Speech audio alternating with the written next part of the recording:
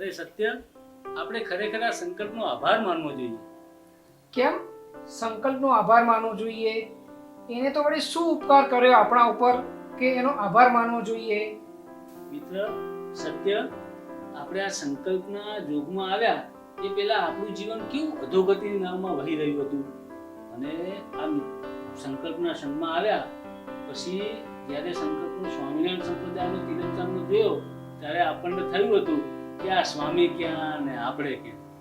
હા હો ઘનશ્યામ, એ સ્વામીને જોઈને મને પણ અતણાપણું લાગતું હતું. આ સ્વામિનારાયણનો ભગત છે એટલે મજા નહીં આવે એની સાથે, એથી આપણે એનાથી છેટાપણું રાખતા હતા. પરંતુ સત્ય, આ સંકલ્પ જ્યારથી આપણા પરિચયમાં આવ્યો ને એના થોડાક જ મહિનામાં આપણા જીવનની કરવટ બદલાઈ ગઈ. એનું કારણ હતું સંઘનો પ્રભાવ. એમના સંગે કરીને સંકલ્પ એક દિવસ આપણને ગોતા સ્વામિનારાયણ મંદિરે મારા ગુરુવરે પરમ પૂજ્ય સ્વામીશ્રીના દર્શન માટે લઈ ગયા હતો. એ દિવ્ય પુરુષના દર્શન કરી વાલા ગુરુવરે પરમ પૂજ્ય સ્વામીશ્રીની કથા વાર્તાનો લાભ લઈ આ જીવનને એક નવો મોડ મળ્યો અને એ પ્રમાણેનું આપણે અત્યારે જીવન જીવી રહ્યા છીએ.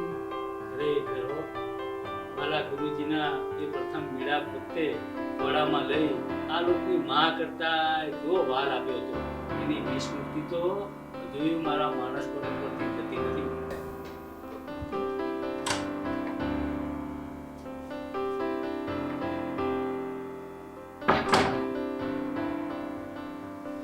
અરે ઘનશ્યામ, સત્ય, જય સ્વામિનારાયણ. જય સ્વામિનારાયણ. કઈ ઘન વિષય ઉપર ચર્ચા થઈ રહી લાગે છે. આ સંકલ્પ હું અને ઘનશ્યામ તારો આભાર માની રહ્યા હતા કે તું અમને ન મળ્યો હોત તો આ જીવનનું કશું ઠેકાણું ન રહ્યું હોત અને આ દિવ્ય પુરુષનો જોગ થયો જ ના હોત. અરે હું તો આભાર માનવો હોય તો મારા ગુરુવરે પરમ પૂજ્ય સ્વામીશ્રીનો માનો કે એમને આપણે સ્વીકાર્યા, એમને આપણા શરણે લીધા અને આપણા જીવનને એક નવી દિશા આપી. ખરેખર હો, શ્રીજી મહારાજના દિવ્ય કલ્યાણકારી ગુણોનું મૂર્તિમંત સ્વરૂપ એટલે વાલા ગુરુવર્ય પરમ પૂજ્ય સ્વામીશ્રી. સંકલ્પ વાલા ગુરુજીમાં અનેક દિવ્ય ગુણો છે. એ દિવ્ય ગુણોનો મહિમાસભર ગુણગાન કરી મહિમાસભર થઈએ. મિત્રો, ગુરુવરે પરમ પૂજ્ય સ્વામીશ્રી એ આલોકનું સ્વરૂપ નથી, એ તો પ્રભાવનું દિવ્ય સ્વરૂપ છે. અને ગુરુવરે પરમ પૂજ્ય સ્વામીશ્રીના જીવનમાંથી આપણે કાંઈક ગુણ લેવાનું છે. અને ગુરુવરે પરમ પૂજ્ય સ્વામીશ્રી એટલે સાધુતાની અજોડ મૂર્તિ.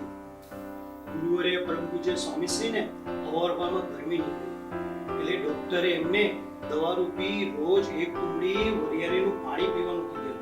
તો ગુરુવરે પરમ પૂજ્ય સ્વામીશ્રી રોજ એક કુંડી વરિયાળીનું પાણી લેતા. એક દિવસ પૂજ્ય સંતોએ વરિયાળીનું પાણી બનાવતા વધારે પાણી બની ગયું અને ગુરુવરે પરમ પૂજ્ય સ્વામીશ્રીને એક કુંડાની જગ્યાએ 2 કુંડા પીવાની આદત. મહારાજે ગુરુવરે પરમ પૂજ્ય સ્વામીશ્રીએ સંતોને કીધું કે રોજ એક હોય છે અને આજે 2 કેમ? ત્યારે સંતોએ કીધું કે ગુરુજી, આજે વરિયાળીનું પાણી જરા વધારે બની ગયું તો એકની જગ્યાએ આપ 2 ધરો. ત્યારે તરત ગુરુવરે પરમ પૂજ્ય સ્વામીશ્રી બોલ્યા કે આપણે તો એક કુંડી એટલા માટે લઈ છીએ કે ડોક્ટરની આજ્ઞા છે, ડોક્ટરની જરી પાડી છે આપણે કે જરીરૂપી એક કુંડું પીવાનું હોય છે. જો આપણે બીજી કુંડી પીએ તો એ તો રસાસ્વાદ કહેવાય, તો આપણાથી રસાસ્વાદ રખાય નહીં.